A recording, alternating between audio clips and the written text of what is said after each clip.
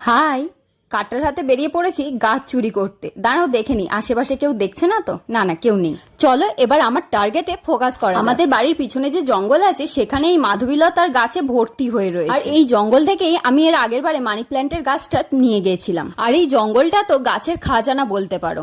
গাছের ডাল কাটতে এসেছিলাম, কিন্তু পাশেই দেখলাম ছোট ছোট চারা হয়ে আছে, তাই খুব সাবধানে তুলে নিয়ে এসে জলেতে ভিজিয়ে রেখেছিলাম কিছুক্ষণের জন্য।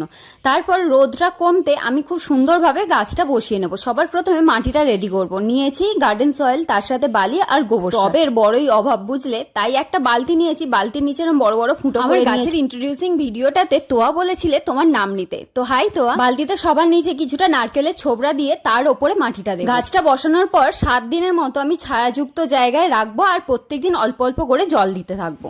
আমার আজকের ভিডিওটা এখান পর্যন্ত। ভিডিওটা ভালো লেগে থাকলে চ্যানেলটা সাবস্ক্রাইব করে পাশে থেকেও। দেখা হয় পরের ভিডিওতে। টাটা।